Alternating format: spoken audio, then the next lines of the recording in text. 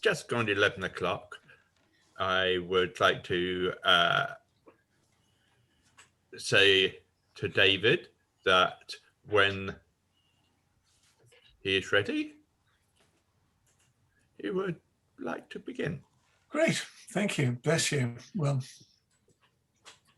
let me take a moment, sort of sitting quietly to get in the right mental space.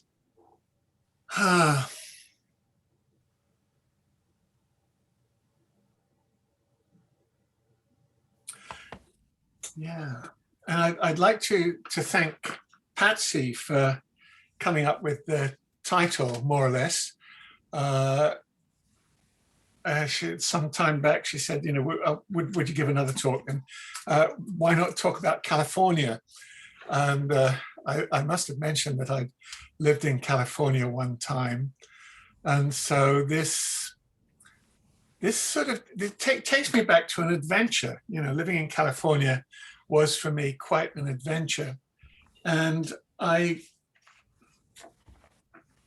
so Patty has sweetly given me the chance to sort of look back and try and make some kind of sense of my life. And I'm thinking of Eric Fromm's book, Man's Search for Meaning. You know, you can make sense even out of a concentration camp experience. And California was, you know, the extreme opposite of that. It's a sort of freedom camp. Yeah, and it's in some ways unexpected in a life. I was born in 1973. No, that's not right. 47. Sorry, I'm not. You're allowed to laugh, and interact at any time too. Just after the war, when the main preoccupation of those who'd survived was, you know, restocking the goldfish bowl with fresh humans. And I think my parents were quite happy to be in a quiet place on the coast. I was brought up in Whitstable, Kent, on the North Kent coast. They each had a kid from an earlier marriage that had left them without a spouse one way or another. And they had a couple more, me and my young sister. And I was a very sort of middle-class upbringing. My father was had a reserved occupation during the war. He was a bit pissed off about that. He'd like to have been in the RAF. Quakers might not want to hear that, but he definitely wanted to be flying. And he was a pharmacist, so he wasn't able to do that. And so he was in the local area. He was known as Mr. Boots. And as a kid, I didn't have a chemistry set. I had a laboratory, right? There was a big shed in the garden. And I'd done a lot of A-level chemistry before I went to secondary school. And I was expecting to be a chemist, naturally enough. I went to university, I got good A-levels, went to university, studied chemistry, and better figure out what this is all going to be about. And I took a sabbatical, not a sabbatical, an internship between my second and third years with a chemical company. And since this is being recorded, I'm not going to say which chemical company. But what I found out during this internship was that I was involved in an environmental cover-up as an accessory, as an accomplice. They had a fruit spray that they already knew was killing the trees that it was spraying them. And they wanted to make sure that they'd got some kind of fix or could do something about it before the farmers realized it was killing their trees. The work I was doing was a little bit of chemistry, soil chemistry, to figure out what how this stuff was breaking down in the roots, because it was eating the roots of the trees. And the one thing that we weren't doing, was definitely in the soil, because it was sprayed on the soil. And the one thing we weren't doing, of course, was looking at the fruit to see if this poison was in the fruit. And what I realized, however cheerful a chemist I was, and optimistic and forward-looking and positive, I realized I wasn't a good enough chemist to do anything about this, didn't understand the chemistry well enough to understand the second order effects of this poison that was being sprayed on crops. And I suspected, or rather I knew, that this was happening throughout the chemical industry and the drug industry, my father being a pharmacist. And I found all this a little bit scary. In my 2 and about to be 3 years in chemistry, we didn't have 30 seconds on social responsibility or ethics in science. And so there was no guidance. And my father had had a coronary and was looking forward to me graduating as a chemist, right? And that would have been a sort of parting gift to him. And I wasn't looking forward to graduating as a chemist. I was quite worried about it. Fortunately, I was really interested in technology. I'd made radios and stuff, transistor radios, as well as valve radios as a kid, which my father also did. He made radios for people during the war. And I was really interested in computers. Computers were coming along. Personal computers weren't there at the time, but big mainframe computers existed. And I managed to get myself an internship. I'm the only kid I ever knew at that time who actually, as a little nerd, I skived off from school in order to go to a technical college to learn computer programming. And I think that's kind of cute, actually, looking back on it. But you know, I was being quite naughty at the time, and so I managed to. And at university, there was a computer at the university, and it was for staff, not for students, staff and research staff. And I don't know how I did it, but I managed to get to use the computer. I managed to find an excuse.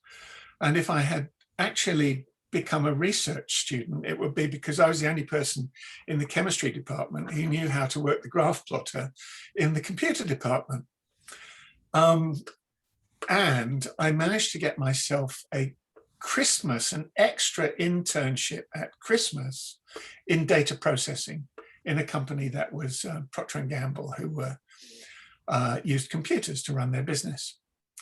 And it was really interesting. I learned another programming language. That's always fun.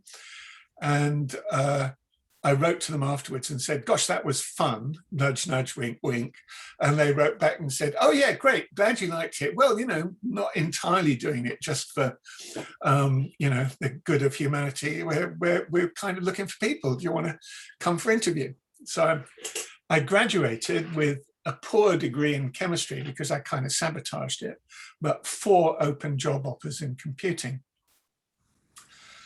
And in those days, computers were a big deal. Procter & Gamble had a computer building that had been designed by Sir Basil Spence, who designed Coventry Cathedral. You know, it's sort of like, so it was a temple to computing. You came in through the front door and you could see this computer behind glass windows. And I became a computer programmer, a system designer.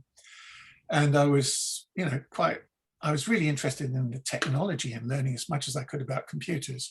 And Procter & Gamble were really interested in having their business working properly in the most boring possible kind of way, run, you know, with its data processing running on computers. So I started to experience the dissonance between an innovative nerd who was interested in everything that was possible about computers and a management who wanted to sort of keep the programmers somewhat under control. And after a few years, I actually started experiencing it. I was smoking 20 cigarettes a day, stopped smoking because I saw an aunt die of cancer. And then I started experiencing the stress symptoms that people mask with drugs and cigarettes and things like that. And I started looking around and I learned, after a brief flirtation with marijuana, fantastic actually. I wanted something natural. I didn't want, you know, I went to a hospital and they said, oh, you've got duodenal spasm or something, you know, take these tablets. for the rest of your life. And I thought, I'm 25, give me a break. I want to find something natural. And I eventually had a mild flirtation with marijuana, which I did a controlled experiment.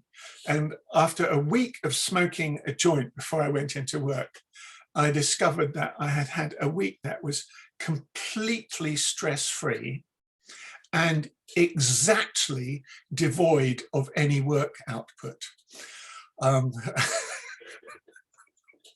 So I thought, okay, so, on the one hand, but on the other. So is there something natural? Is there something I can do myself?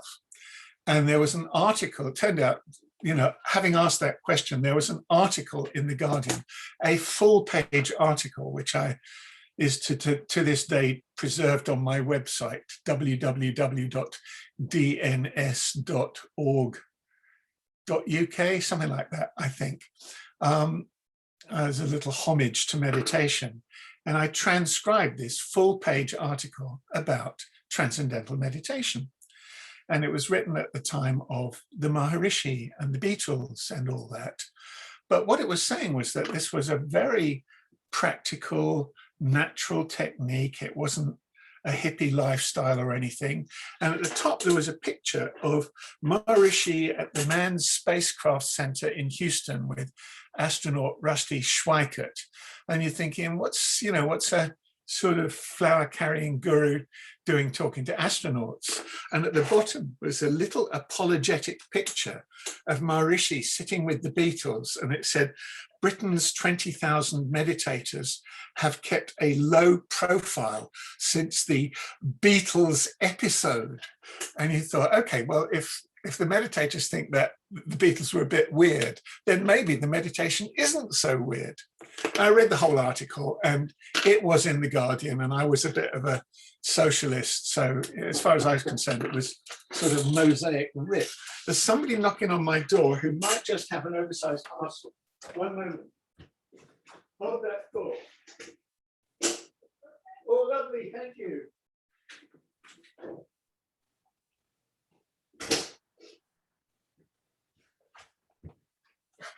Exactly right. We'll never know what it was. We'll find out later. It was very light, so I don't think it was anything fragile. Yeah, so where was I? Learning to meditate. So I learned, and immediately I found that I was much more relaxed. Colors brightened outdoors. Everything was suddenly brighter and clearer. I didn't become more creative immediately. I became more structured. I could feel connections being made in my brain between things that weren't connected before. It was really interesting. I mean, I was feeling physiological changes from sitting down and practicing an effortless mental technique for 20 minutes. Fantastic. And so, who are these guys? Where did this come from? How come I don't learn? How come we don't teach this in school?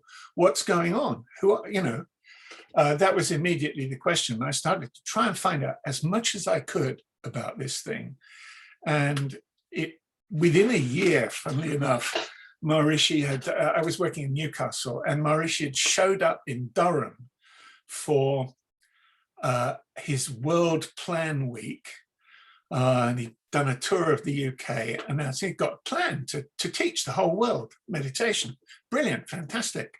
And I got to meet him.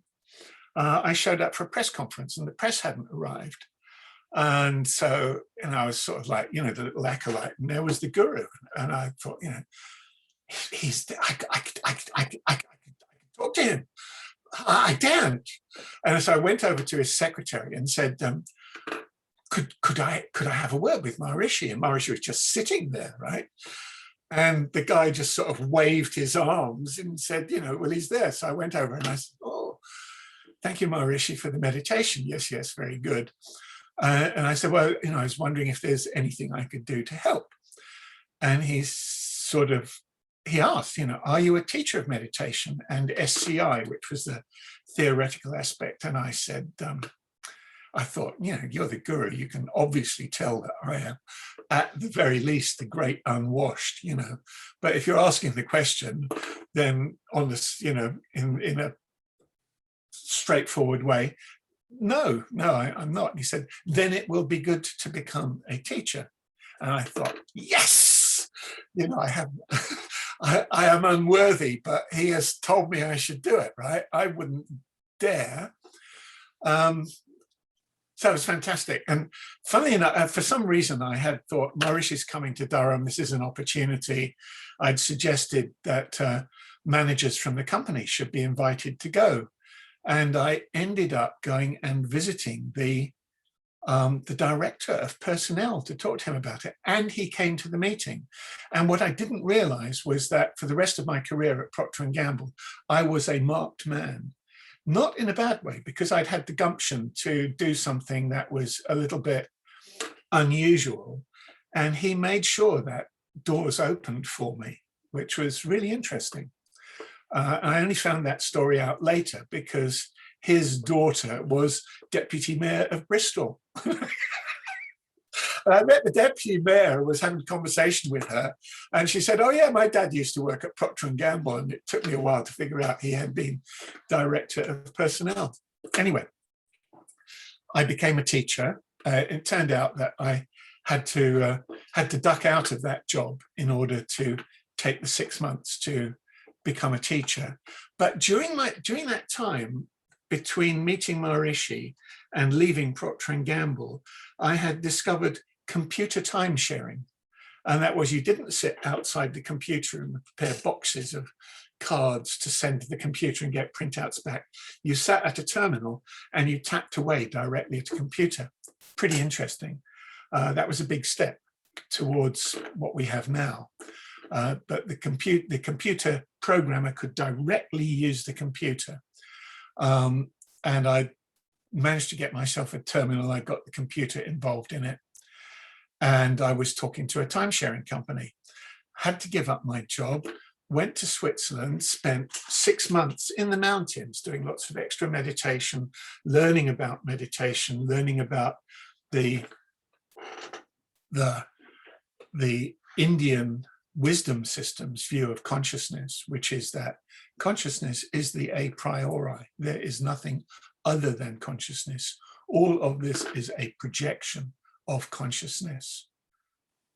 So consciousness is ubiquitous. It's not something that happened to show up on, as a result of some kind of weird random process with chemicals on a strange little planet going around an average sun in a medium galaxy somewhere, and it hasn't happened anywhere else. No, consciousness is everywhere.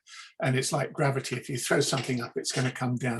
Well, if everything is made out of consciousness, consciousness is going to show up everywhere it possibly can and in every possible form. That's the picture.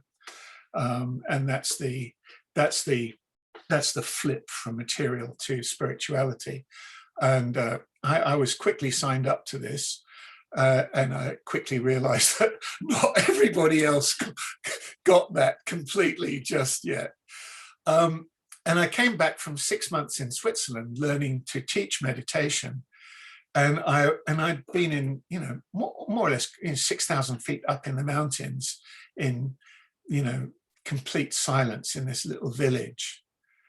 And I got out of a tube at Leicester Square, where I was going to be a marketing manager for this computer time-sharing company in London. They'd called me while I was on the course, we need a marketing manager. And I said, I'm only halfway through the course, it will be another 3 months. And they said, we need a marketing manager now. And I said, I'll show up, right, when I've finished the course. And I showed up and they said, oh, good, you're here, and got me started. But I got out of the tube station in Leicester Square and I looked around, and you could feel this really slow thought forming in the mind, which went something like this. Look at all the lights. Definitely not grounded, but I got into a job and got stuck in. And I had 3 years of this wonderful adventure in London, being marketing manager for a computer time-sharing company as the first personal computers were starting to come out, Commodore PETs and things like that. And we were using computer terminals to access a mainframe computer. Actually, the computer was in Toronto. We were in London, and we had 3 big fat phone lines going to Toronto that we time shared customers between. We could take 90 customers at a time and give them a slice of time on this big computer in Toronto. It's fantastic. This is really advanced for the time. And we had this incredible programming language called a programming language, or APL for short, which was highly condensed matrix algebra. It wasn't a language based on words. It was a computer language based on algebra. And it was extremely concise and incredibly powerful. It was spreadsheets before spreadsheets had been invented. And you could do mathematical modeling in ways that people doing data processing couldn't do. Being marketing manager was an absolute joy. And I joined this outfit. You know, how much money are we making? Hattie? What sort of year are you talking now? Yeah. So I graduated in 1968. I went to America in 79. So this is 76. I joined this company as their marketing manager. And I said, how much are we making? And they said 50,000 a month. And I said, well, let's aim for $1 million, shall we, as marketing manager. And they said, whoa, how are you going to do that? And I said, click, click, click, whir. We just need to grow about 14% a month for the next 3 years. And 3 years later, to the month, we hit our first $1 million month. So it was a good guess. And 10, 14% growth a month, it's very comfortable. It's just very easy. You know, people walk through the door and want to use your toys, and you say, we can sign you up for an account. And it just grew very naturally. It was lots of fun. But I made a mistake. And that was, I was saying, well, look, if we're starting to get terminals that have got microprocessors in them themselves to augment the power of the terminal. Couldn't we get our language inside the terminal as a kind of standalone computer, a microcomputer, kind of? And I started, you know, as a marketing guy, I started pushing for that. And my managing director had pushed really hard to get our network upgraded to being computer-based instead of just working in a dumb way through the phone lines. And he'd screamed long enough and loud enough and hard enough to make it happen and get fired, right? So I started screaming long and hard about putting our language on microprocessors. And the founder of the company, one Ian Sharp, didn't pay me the great courtesy of coming over to the London office, which by that time had become bigger than the Canadian parent company and its entire US subsidiary because of this growth. We were bigger than the rest of the company in London. And he came over personally to fire me, bless him. And he said, you know, well, you know, agreed with you that BASIC is a rubbish programming language and APL would be much better. In fact, we had a couple of guys come by and say, they've managed to get the BASIC language on a microprocessor chip already, and they want to put APL on it. And he said, I'm saying the same thing to you that I said to them, that we're not doing it. We're not a microcomputer company. We're a communications company, right? It's not our business. It isn't what we do. And I'm firing you in the same way I sent them away. And their names, the names of those two guys were Paul L. Allen III, Paul L. Allen, which you might not recognize, and the other guy was William H. Gates III. So he'd sent Microsoft away and sent me away. And it was like, oh, what am I going to do now? What was that all about? Well, never mind. I've got some stuff I need to do on my house. And I spent 3 days working on my house, and the phone rang. Hi, it's Royden here. Roydon was the headquarters of the TM movement in the in the UK at that time. Maharishi wants volunteers to go somewhere hot. I thought, yeah, okay. I know what he means by hot, right? And okay, well, this has got my number on it. I'm free. I'll come. You've got to come right away. Well, I've got three days more work to do on my house. You must come now. I'll be down in 3 days. I went down in 3 days. Oh, you've arrived. Unpack. We're doing a course to prepare. Next morning, pack. You're going to the airport. And 8 of us went to the airport in a minibus, and they stuffed rolls of dollar bills into our hands and said, "You're going to Damascus to bring peace to the Middle East." Right.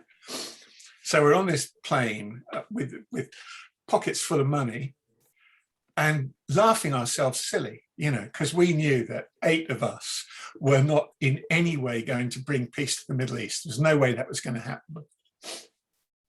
But we arrived at Damascus at 1:30 in the morning or something, found a hotel, got woken up at 4 o'clock in the morning by the man in the muezzin in the whatever it you know, with Islamic wailing. It's like, oh my God, I'm in a different part of the world. It was really, you know, shocked awake. And then you're having this lovely coffee and Mediterranean breakfast in a hotel. And we were sort of sitting there. And eventually we thought, well, nobody's given us any instructions. What are we going to do? Maybe we'd better call. So we sent a telex to Maharishi in Switzerland, and the phone rang, and it was Maharishi's secretary, then it was his personal assistant, then it was Maharishi. And he said, in effect, there's no way that you guys can bring peace in the Middle East, but start looking for hotels for a course. We're going to set up a course. And he gave us some instructions, you know, just look out for anything interesting that's happening and kind of let me know, kind of thing. And we found hotels good enough for a group, and 42 people came out from the UK. And the war that was going on was in Lebanon. There was a civil war in Lebanon, and we were as close to Lebanon as you could get. What we didn't know was that there were groups in Cyprus and in northern Israel as well. And we were in Damascus. And at the time we arrived, you could cut the atmosphere with a knife. When you meditated, it felt like you were sitting there with a band round your head and you were struggling to loosen it a little bit. After a month, we were sitting around thinking, you know, this is all right.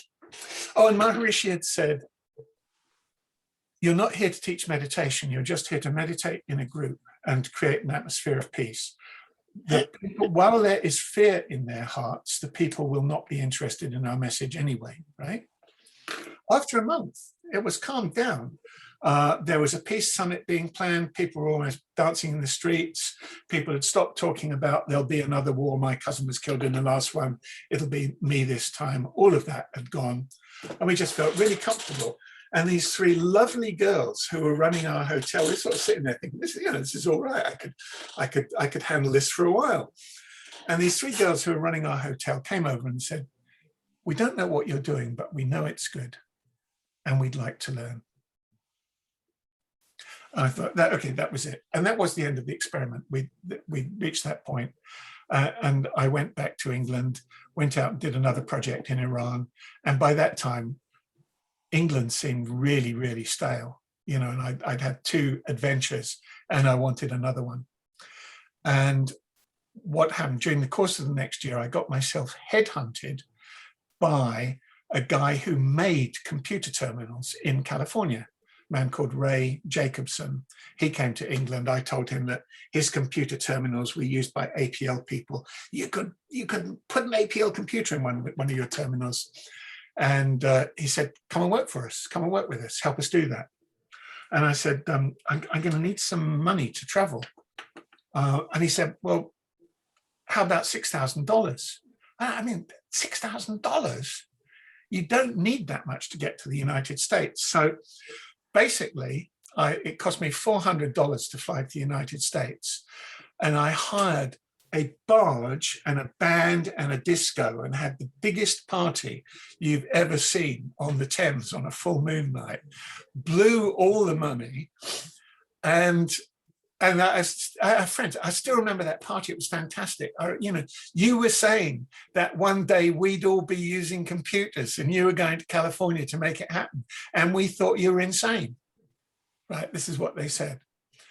And I arrived in California, obviously for the computer revolution, and having some idea of what was being built. In the computer world, there was a book called Computer Lib, which talked about all information being hyperlinked throughout the world. And this was in 1976, 77, 78. And there was a man called Alan Kay who designed a computer called a Dynabook in his mind. And it was a 1-inch thick iPad. You couldn't imagine it being less than an inch thick, but it was a slimline computer with a screen that you could touch. And it was a conceptual computer, right? That was what he wanted to do. And Apple had hired Alan Kay as a fellow. So you knew what Apple were working on while they were still selling the Apple II. And so I arrived in California with a job and a green card. Or no, I hadn't got the green card. We had to get it while I was there. But we got that organized while I was there, because companies can organize people, so we just hired a lawyer. And I had 7 years of wonderful adventure in California. And the point was, in California, in London, there was a big TM center with 2 or 3 teachers working from it, teaching people to meditate. In California, there were 6 TM centers, one in Berkeley, one in Oakland, one in Marin, one in San Francisco, one in San Jose, one in Palo Alto. And there were dozens of meditators at all of them. And the thing you learn about California, which I hadn't realized, is everybody in California is earning a little bit more than you are in the UK, but their housing costs less, cars cost less, fuel costs less, and food costs less. So you haven't got a little bit more money, you've got 3 times as much disposable income as I had in England. I was rolling in it. I didn't know what to do with my money. I just got plenty. There was no shortage. I bought a nice motorbike. I had a decent car. And so I was able to cruise the Bay Area and go to all these meditation centers and do my meditation program with all these Californians. And I got involved in teaching meditation there. I was cruising Silicon Valley. And at that time, Silicon Valley, San Francisco isn't called San Francisco out in California. It's called the city. And there's 2 big motorways that go up from San Jose, and you've got the bay where the water has somehow come through the coastal range, and then you've got this peninsula with the coastal range, and then lovely flat prune groves that were gradually being turned into a high-tech empire, which all came out of Stanford University. High-tech in California started with companies, the aerospace companies like Lockheed, and with Stanford University, which is where Bill and Dave came from. That is William Hewlett and Dave Packard, the founders of Hewlett Packard, who made wonderful instruments with which the rest of the high tech got built up out of there. And Steve Jobs had a sabbatical at Hewlett Packard, not sabbatical, an internship. And so I was in that, absorbing it, and also absorbing the way that they do innovation using high-tech money. And I'm going to, I have got notes, and I am roughly keeping to them, and I'm roughly halfway through, and it's well over half time. But the point is, so I was, a babe in playland, And Maharishi was starting to call people together in groups and saying, if you make a group of people big enough, it will create an influence of peace in the area. This is what we were getting from the research on TM. If you had 1% of meditators in a city, the quality of life got better. If you taught them advanced techniques based on the Yoga Sutras of Patanjali, and they practice these techniques in a group, then you get the same effect that you get from 1% of the population with the square root of that number. And the arithmetic meant that 1,600, 2,000 people meditating together, Maharishi said, would create an atmosphere of positivity for the United States, so strong that America would find itself without an enemy. Whoa, okay, well, fair enough. So I was in California, and for a while, we wanted people living in communities, and we found this half of a monastery that was half empty. And we rented the half empty bit, and 60 people moved in. So my life improved even more, right? I got a little room in this monastery. It had a swimming pool.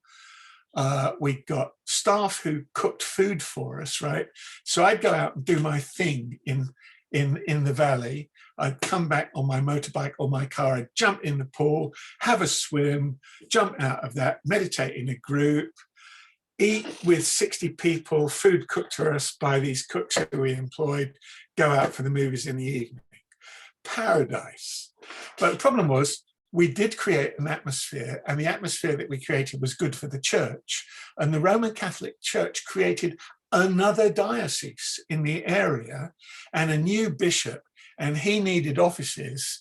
And they acknowledged that it was probably our fault, but we need your space. Kicked us out. And within 6 months or a couple of years, most of us had washed up at the TM community in Fairfield, Iowa.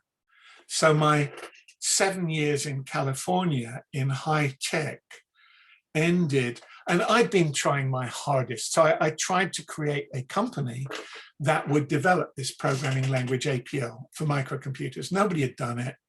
And it turned out that nobody had done it, included me. I didn't manage to make it happen. I'd got 2 versions of APL, both of them from the UK, was trying to get them on microcomputers in California, started a little high-tech company, screwed up completely, but starting your own business, that was something a middle-class boy in this country in that time would never think of doing those things. In America, it was, this is absolutely what you do. So you got permission, and you're going to all sorts of weird seminars. I had people who were est junkies and things like that. So there are all sorts of ancillary consciousness things going on in California, workshops, events, Big Sur, the Esalen Institute. And I just got a taste of all these things. I didn't do anything major or wonderful, but I was in the soup and absorbing the flavor. And then suddenly I was out at Maharishi's University for 3 years. And by the end of and I had nothing better to do there. There was no high-tech work in the middle of Iowa, I can tell you. I'd got little bits of high-tech work. I became a carpenter for 3 years. So I was hanging out at a consciousness university, a university that taught consciousness-based education, and meditating in the group and working as a carpenter during the day with a buddy. It was the most wonderful time to shift from 7 years of, at the end of the day, you turn off the computer and there's nothing there, nothing to show for it. The computer's off, everything that you've done is sitting on a disk drive. 2, coming out of meditation in the morning and going out there, putting the tool belt on, going and knocking bits of wood together in a house. At the end of the day, you've created a bedroom or a bathroom or a kitchen or a garage. The first job I got, about the third job I got, was a guy asked me if I would build 5 double garages. And I said, Brad, the biggest thing I've ever built so far is shelving, chests of drawers. And he said, well, you could do garages, couldn't you? And I said, look, I'll tell you what, I'll get it priced out and I'll give you an estimate, get an estimate from somebody else. And if mine's as good as theirs, let me do it? And he said, sure. And mine was as good as theirs. And I hired a guy who had built some double garages, built some garages before to work with me, right? So I learned on the job. And that was what being in America was like. You could, I had a friend who was a secretary in England, and she decided she wanted to study psychology and get a degree. And her mother said, what makes you think you could do that, right? And in California, you'd say, I'm going to change the world, and people would say, far out, go for it, right? And that's it's a different mindset. And I was at MIU for 3 years, and Gorbachev dismantled communism. And Reagan went to Moscow and said, I don't know what I'm doing here. And Gorbachev said, there is a higher power at work. And there were just 2,000 of us sitting in these domes in Iowa, meditating, going, bloody hell, we did that. We did that. We had something to do with that. We watched it happen. And nobody knows. We should be telling people. And this course, during the time, before I'd gone to the university, before I went to MIU, Maharishi called for these Taste of Utopia course. He wanted a big course. He wanted 7,000 people to show up in this town that only had room for 11,000 people. So Fairfield was just 11,000 people with a couple of thousand meditators. And Maharishi wanted 7,000 people there over Christmas 1983. And he suggested it 4 weeks before he wanted the course to start. And in 4 weeks, they built a trailer park, massive meditation halls that later on became tennis courts for the university. And 7,000 people showed up. And there was a definite blip in world consciousness because of that. So you could see there was an effect. And that was I want to be there. Well, they get to 1,600. So my adventure in California moved to be an adventure in the Midwest. This is the Rust Belt, the Bible Belt. But there are these weird meditators who come from both sides of America to practice meditation together in a group. And I got to be part of that as a carpenter, but at the same time, Maharishi was bringing out more chunks of Vedic knowledge, Ayurveda, so applying meditation to the body, Jyotish, even a form of astrology, and an architecture system called Vastu. So all of this was coming out, and you could sort of sit on the edge and be on the edge of it. And I think it's sort of a little bit like being the hobbits, whisked off by Gandalf for an adventure, right? And you're just an ordinary little hobbit. But at the end of the book, Gandalf is saying, you have been with the great, and it's rubbed off on you. And one morning I came out of the dome, so I'm going to finish here. February morning, I came out of the dome, and it was beautiful, crisp, everything felt perfect. The world was at kind of peace, wonderful things were going on in the world. Everything felt just great. And I heard a voice saying, I'm ready. And I looked around. There wasn't anybody for a long distance. Couldn't see anybody. It was really clear. It was an actual voice. But it didn't say, you're ready. It said, I'm ready. And I knew that instant that I was out of there, that I was ready, and I had no idea what I was ready for. But obviously I'd been there long enough, I'd absorbed enough, and I was out of there. And a day later, my family called up and said, your mother's going to be 80 in a month. Are you coming for her birthday? And I thought, oh yeah, right, I am, aren't I? And I got myself organized and left and came back. And I've been here ever since, wondering what that's about. But this last weekend, a group of young meditation teachers organized a virtual course called Taste of Utopia, which was the name of the first 7,000 course, Taste of Utopia 2.0. And it was a worldwide virtual course. And this time you need 10,000 people on it. And when I signed up, they'd got 3,000 people signed up. By the time the course happened, there were 10,000 people signed up from the course, but there were also 200 schools where all the students meditate. Some of those schools are 1,000 pupils, but let's just say average 200. 200 schools, 200 people, 40,000. So we had 10,000 people plus a job lot of 40,000 more on this course last weekend. And so in the time between learning to meditate and now, we've got to the point where thousands of young people are learning meditation in school, mostly thanks to the David Lynch Foundation, who's a wacky filmmaker, is sponsoring meditation in schools and in prisons and in Black communities and for veterans with PTSD.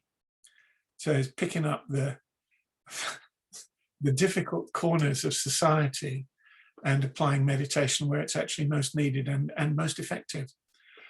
And that's me. So that's my sort of lead up to being in California. I've got a couple of slides which sum it up.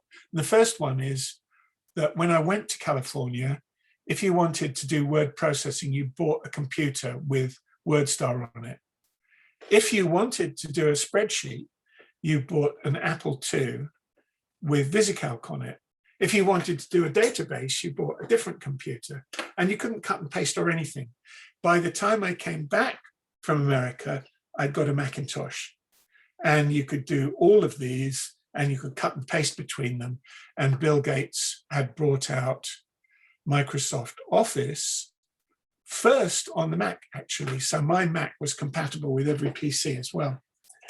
And I didn't need to work for anybody to use their computer anymore. I'd been to America, the revolution had happened, I'd got a computer. All I had to do was find other people who got it. There was no internet.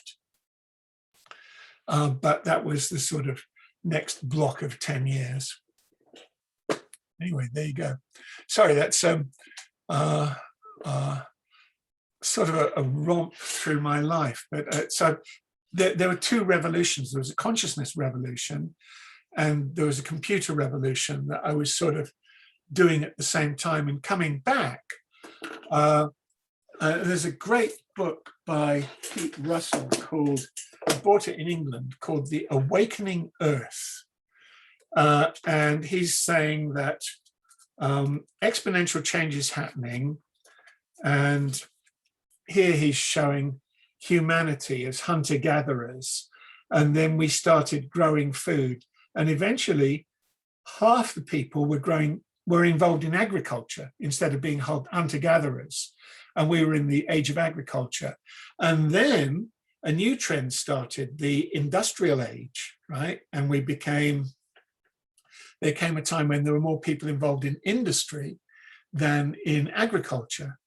And then the information age, right? And he's got this graph which shows it better, where you put it as a fraction of humanity. And I wanted to get this book. I went into a bookstore in California and said, I want a book called The Awakening Earth. And this woman said, I haven't got that, but I've got a book called The Global Brain. And I said, no, you don't understand. It's written by a mate of mine. And so it's the specific book I want. And she said, well, I've got The Global Brain. I'll go and get it. And I said, no, it won't work. And she went and got The Global Brain and brought it up to me. And I looked at it and it said, by Peter Russell. By Peter Russell. In America, it was sold as The Global Brain. And funnily enough, the second graph, it only had the first graph. It only had this one. It didn't have the second graph in it, which was really funny because I wanted it for the second graph and it didn't have it. And I asked him why, and he said, oh, the publisher was worried about costs. So I'd left the graph. There's a million little stories like that, but the big sweep is that I was sucked by the idea of Silicon Valley and computers into a part of America that was very creative and where there were loads of other stuff going on. And eventually, in this kind of very, very clearly defined experiment in consciousness in a little town in the Midwest. And I got to be there because I could swing a hammer and work as a carpenter. But I got to experience it. And when I came back, I was saying, we need this here. How long is it going to take? But when you get to the point where schools are, where hundreds of schools are learning, and the thing is, when a school learns to meditate, the teachers are happier, any discipline problems with the students disappear, the students start to get better grades, and they start to win national and international competitions.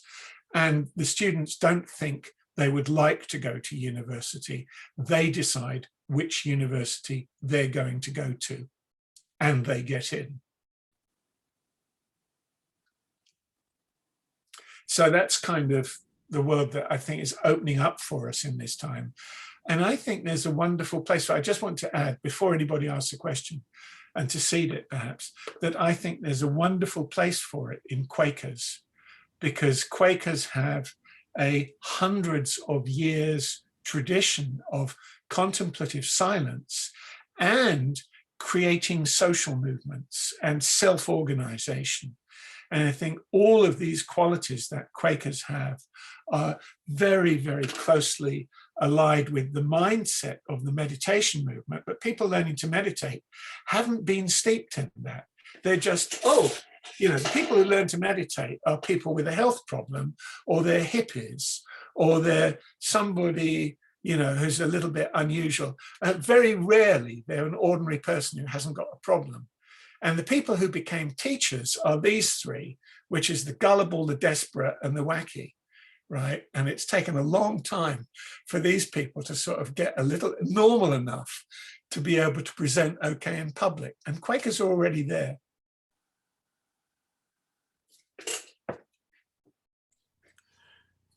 Jonathan, what do you think?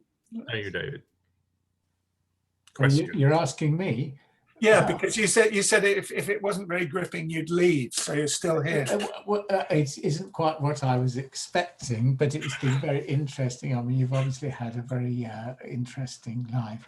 So just the very last sentence, I was thinking that as Quakers, are we gullible, desperate, or wacky?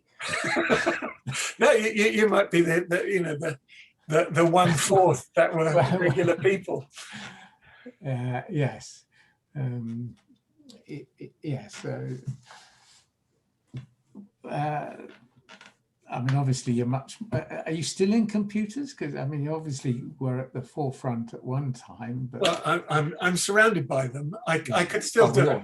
I could go back and code, but I joined the group that said I want to be. I built the tool that I needed. Now I'm going to use it for what it's. Yes. What it's for. I could have kept obviously kept retreading myself as a techie, but I thought, that's for young people. There's bigger fish to fry.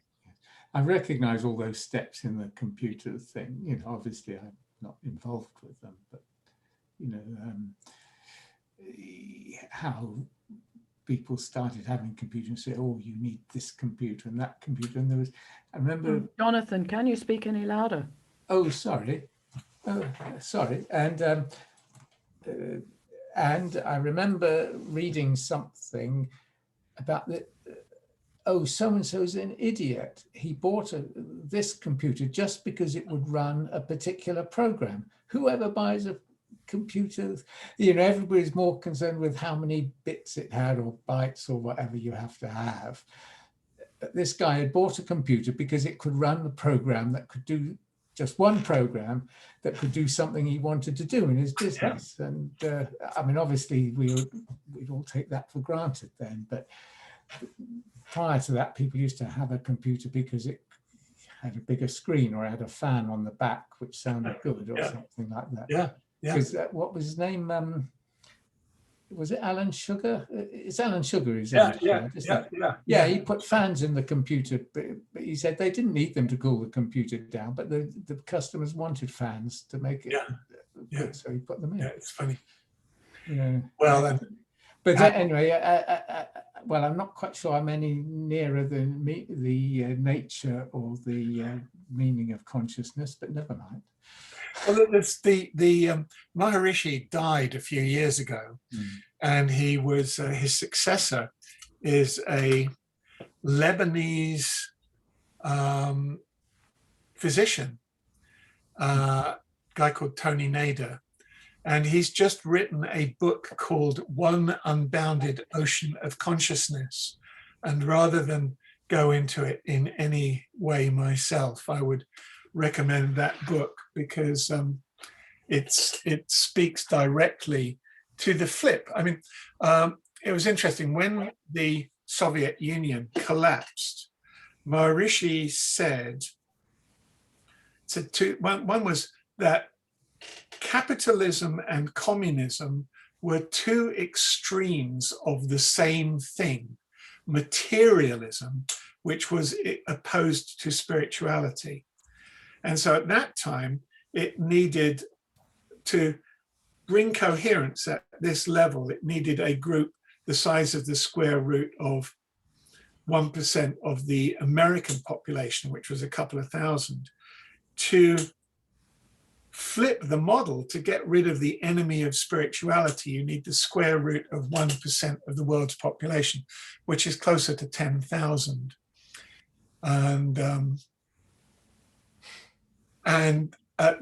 but at the moment, you know, the biggest possible paradigm, you know, the paradigm shifts make a huge difference. When you thought that the Earth was the center of the universe and that Rome was the center of the Earth and that everything revolved around Rome, you know, Ptolemy seemed to think that was fine. Galileo had a few quibbles with it and went along with Copernicus, and the world changed. You know, you realize, no, these things are round. We're on a round one ourselves, you know, and you could do navigation because of sextants and recognizing the model. So when you change a fundamental paradigm, things change in ways that you can't begin to imagine. And we are shifting a paradigm from a material paradigm, a clockwork universe. You know, somebody recently, I saw a video saying, you know, the ghost in the machine. Who was it talked about the ghost in the machine way back? He said, they didn't kill the ghost in, you know, the consciousness. They didn't kill the ghost in the machine. They killed the machine. The thing that's real is the consciousness inside the machine. It's more real than the machine. And that's what we are, you know, that's our potential, is to wake up to a universe in which, as Schrödinger said, the number of all minds in the universe is one. And that's okay. So we're all part of the same mind. How does that work? Well, that's what you start to think, you know, is trying to understand that. What are the ramifications of that? But the first thing is, if the world is my family, you know, how can I think of somebody as other if we are partaking of the same mind? That feels, you know, it's as in, you know, there's nothing more intimate to us than our mind, and yet we're finding that, oh, it's not the most intimate thing. The most intimate thing is our being, our consciousness, not what the consciousness is playing with.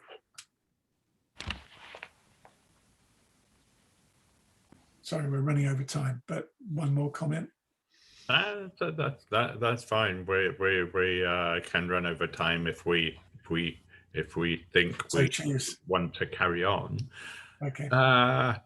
So is there any big developments within computing that you see coming up in the next few years, David? Oh, well, you know, absolutely. The thing is, right from the start, Moore's law has been operating. In fact, Moore's law obeys the law that all laws in science seem to obey, which is that they're not named after the person who first thought of them. And that itself is a law. And even that law isn't named after the person who first thought of that law. So Moore's law is actually Turing's law. And Turing noted that the power doubles in some way every 18 months or so. And so there was a time. So here, The first disk drive I bought was 40 megabytes and it cost me 600 quid. The most recent disk drive I bought was 10 terabytes and it cost me 200 quid. But if you do the arithmetic, it should have cost me in the region of millions of pounds, right? And here is 4 gigabytes of memory, you know, and there was a time when Bill Gates said 64K, nobody would ever need more than 64K, right? And the point is every time, but 64K won't hold a picture, right? A picture is, you need a certain amount of space for a picture. So early computers, you never imagined that you would store a picture on a computer, let alone a moving picture on a computer, let alone being able to download an entire movie in high definition in a few seconds. And we are on the threshold of the AI revolution. You know, has anybody heard of the film AlphaGo? Right, so AlphaGo is like AlphaGo, a bunch of programmers who set out to write a program. They'd already written a program that could beat a chess grandmaster, but Go's more difficult, Go strategy is more difficult. So they set out to write a program that could play Go. And they eventually got to the point where it could beat an average Go player, and then it could beat a good one, and then it could beat a grandmaster, and then it could beat a grandmaster every time. And then they rewrote it, and the new one could beat that one 100 games to nil. And the point is those games playing Go are using strategies that it's hard for Go grandmasters to understand. And this will apply in most areas of life.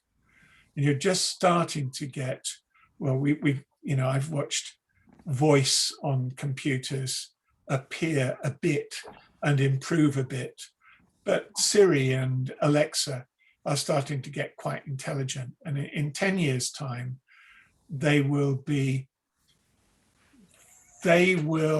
pass the Turing test, which is that when you're talking to it through obviously not looking at it in the face, but if you're talking to a machine, you shouldn't be able to tell whether it's a human or a machine. Well, may I throw you a supplementary question on that? Is with our quantum computers,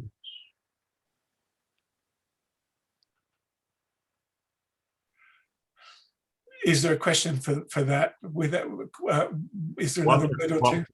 Will they come, and is that the future?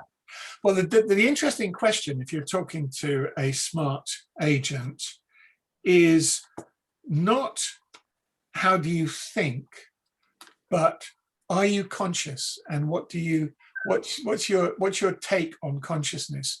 The reason that they might keep us, we like having pet cats and dogs and things like that. There's a question of whether the machines will take over.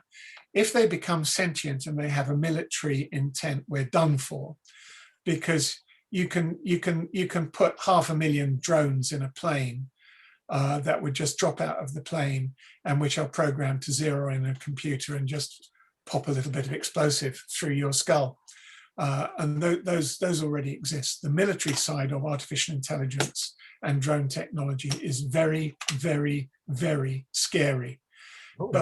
But if you could get computers to think that, on the whole, having a functioning society that's harmonious is a good thing. That's why teaching them about consciousness and teaching them about coherence in consciousness is a good thing. And looking for computer models of coherence and peace and cooperation and interoperation, at which point you could imagine some kind of future for humanity where we're not preoccupied with stupid stuff, where we've got productivity done and dusted, where we're not making waste, where we're living very comfortably, and we've got spare time to do things like meditate and raise our consciousness. And the one important, in Maharishi's teaching and the Indian Vedic wisdom system, there are 8 levels of consciousness. And the first 3 are called deep sleep, dreaming, and waking, right? So we're basically driving a machine and we only know how to work 3 of the gears. And it's a machine with 8 gears, which are as quantum different from each other as dreaming is from deep sleep, as waking is from dreaming, in Sanskrit, the 4th state of consciousness is called Turiya. And Turiya means 4 in Sanskrit, right? And if you look at waking, Number 4? it's the number 4, Turiya, T-U-R-I-Y-A. And if you look at it, it fills the square in the quadrant. If you look at waking, dreaming, and sleeping and say, I'm aware, I'm not aware, I'm thinking, I'm not thinking, I'm not aware, I'm not thinking, deep sleep. I'm not really aware, but I am thinking, dreaming. I am aware and I am thinking, waking consciousness. I am aware, my thoughts are silent, I am not thinking, Turiya. And the 5th state is when you have that, your mind has a level of silence in it and it's engaged in activity at the same time. And this state is called duality or cosmic consciousness, because the mind is in a dual state of unbounded and caught up in the boundaries. And the highest state is called Advaita, non-duality. And that's where everything is experienced, even the material is experienced in terms of consciousness, as in rather than separate from consciousness. So there's a whole bunch of new models for us to open up and explore as a species. And with our toys. Susan, you're muted. Can I go back to what you said earlier? And this is my simple mind. You said that computers could be taught consciousness and they could think about the well-being of the world and maybe very positive aspects of life, but presumably they can also be taught consciousness that's about death and murder and destruction. And so you're going to have two sorts of, you're going to have more battles between those two. You have to look a bit more carefully at consciousness. Is so if I'm having a thought, Descartes got it wrong, right? He said, I think, therefore I am. The reality is that we are. Consciousness is the a priori. It exists even before we do, in and of itself. And we as humans partake of that, but we've got this thinking thing, and we somehow get the two caught up. We're conscious, and we're conscious of what we're doing. And there's a separation between that. And so we have consciousness while we're thinking. Computers tend to follow rules. They perform algorithms, and they aren't actually conscious. And it's not clear that you can teach a computer to be conscious.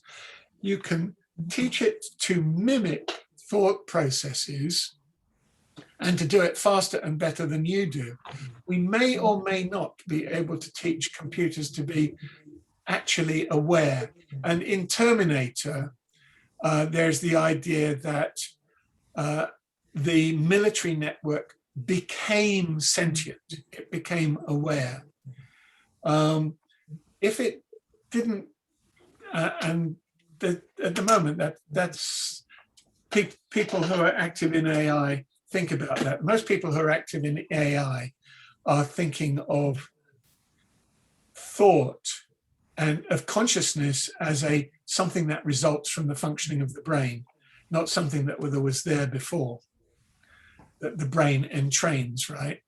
You know, I'm much more with Blake or whoever said, trailing clouds of glory we come from God, which is our home. You know, that a new birth is a physical nervous system that's dragging a chunk of consciousness into physical play with itself. And when that body wears out, potentially the consciousness wanders off. There's a seminar coming up soon about dark matter and consciousness. And it turns out that all the dark matter in the universe may be a superconducting electrical field that has also got mass. And that superconducting electrical field may interact with our minds and may be what gets left behind when the body stops working. So there's all kinds of new stuff coming out at the moment. It's quite an exciting time to be even half alive. Well, as soon as I'm inclined to hog this, Ed.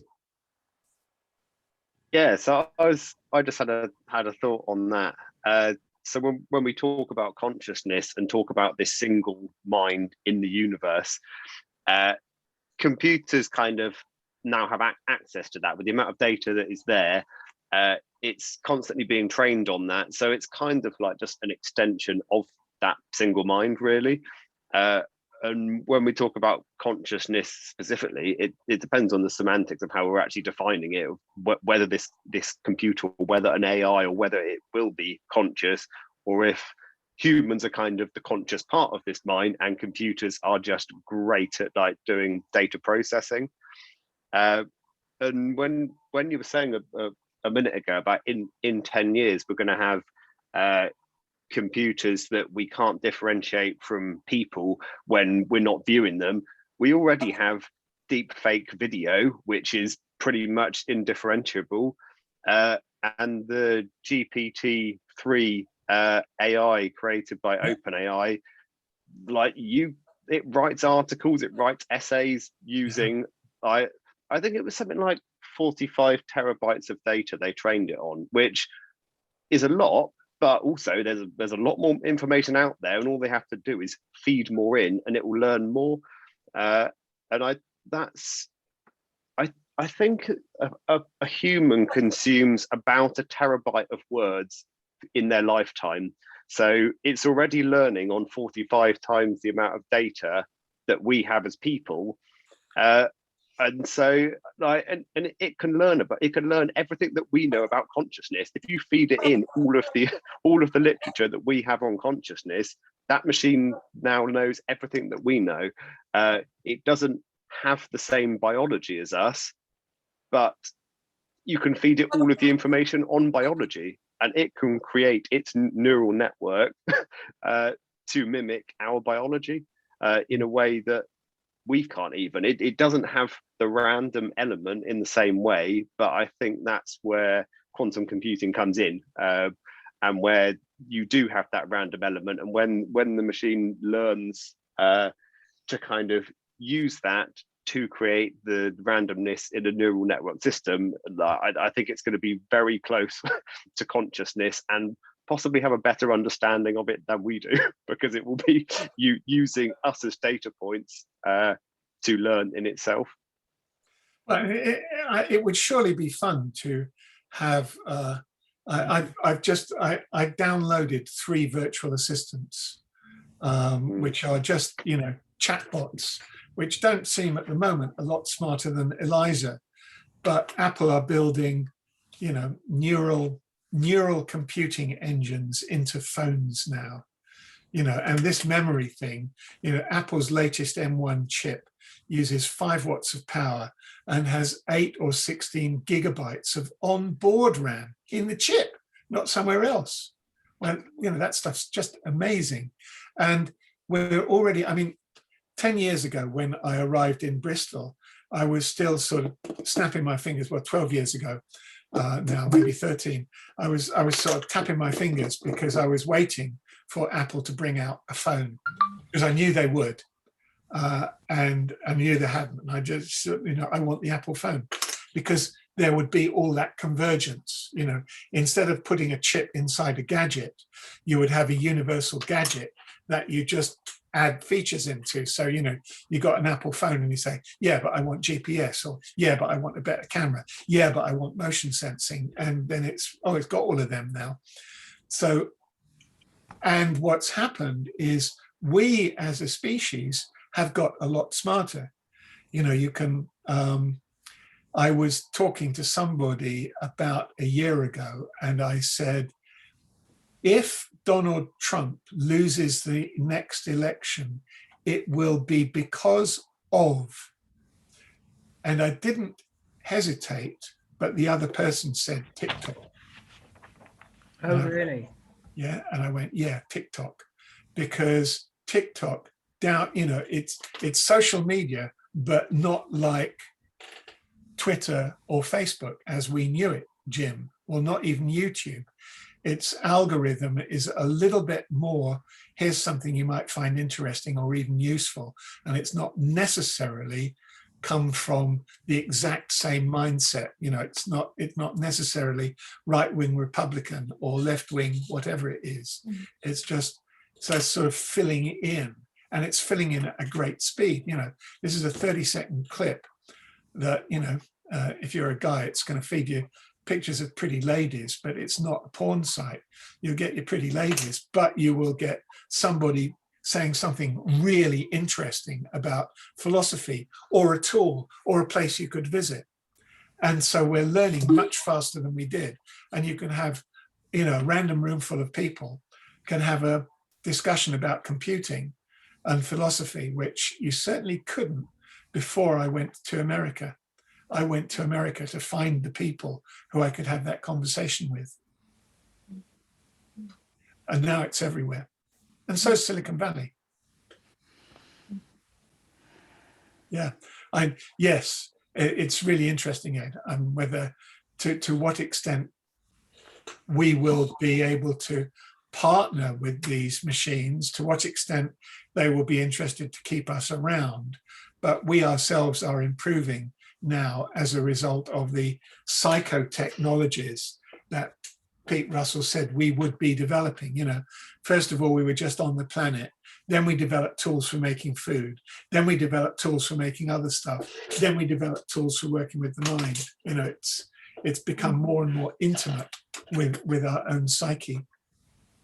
Yeah, I think you've hit the nail on the head. We are already doing that. We've kind of created this technology, and now we are becoming more one with it. Yeah.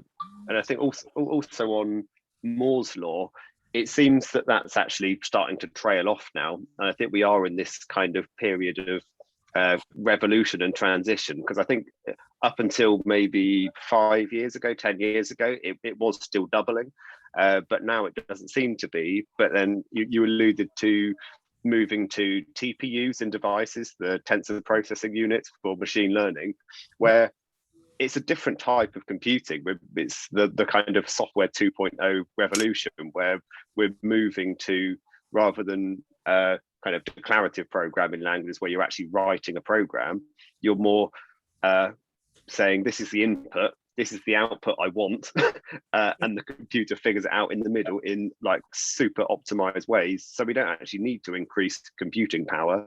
We just need to improve our kind of the way that data is processed, basically.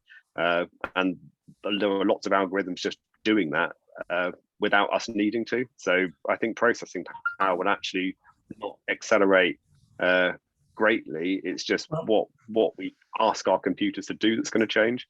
Everybody who says that Moore's law is running out has been wrong so far. And while I don't know if you know, but Huawei have just announced that in between us and quantum computing, which there might be fewer limits on anyway, there's an in-between step, which is graphene processors. And Huawei have just developed theirs. They reckon it can be 100 times more powerful than what we've got now. So that's eight years of eight times 1.5 years of doubling. So it's the next 12 years taken care of. But this will just keep happening, and it will be interesting. And if we can train ourselves to be more peace loving and get our computers to go along with it, you know, we have a much better existence if we have peace. In fact, I once worked for, 2 points. There's a new series of stuff coming out. There's a wonderful ebook called Rethinking Humanity from a think tank called Rethink X, just rethink with an X at the end of it. And it's saying that there are 5 technologies coming along that are happening at exponential rates and which are becoming exponentially cheap and exponentially waste-free, i.e. non-polluting. And they are in communication, which is computers, in transport, in energy, in materials, and in food. And it's saying, if you look at shifts in civilization, then we were in some civilization, and that civilization gets taken out by a new civilization that's got a radical shift in technology. And there's often a dark age in between. But this is saying that, no, there's 5 radical shifts happening such that the shift in civilization will be far more than you can really imagine. And everything up before can be lumped into one single mega civilization called the age of extraction, because that's what all civilizations did, extracting from the planet, taking power from other people or whatever, slavery and all that. And the new age that you get from these 5 technologies all coming to a head within the next 10 years is called an age of freedom, because we'll be essentially free. We shouldn't be worrying too much about what we'll all do. We should, we ought to be in a position where we have a universal basic income kind of situation, or don't use money at all. And basically everybody's free to decide what they want to do. So nobody need be a slave anymore in any kind of way whatsoever. And everybody should be free to cooperate and help each other. Well, that would be very interesting time we have ahead, hopefully. Any more questions or comments for David? Well, I was going to say that I thought that was a very good place to end today's meeting, particularly as I can't go away until we do end it, and my food is smelling as if it's burning in the kitchen. So I think we can have David along again another time. He's got plenty more. You could make me host, but I think you're right to call it close of play. I mean, if anybody has got anything else they want to say, I'll hang on for a few minutes. But well, Hattie's already gone to make a cup of tea, and maybe we should all be doing the same. Okay. Nice to meet you, Ed. Great. Thank you very much. It was a really interesting talk. I shall be back. That was fun. Yeah, you David. You are to, if those who wish to come, are to suffer the arrivals of myself next week. Oh, great. On amazing. It's quite near what this man has been saying, really. It is about the gadgets and stuff which has interested me as a kind of a geek. I will be talking about such stuff. Do come along if you can. I will. If not, have a pleasant week. Right. I will now ask young Christopher there to do the business. Push the button. Everybody. all right.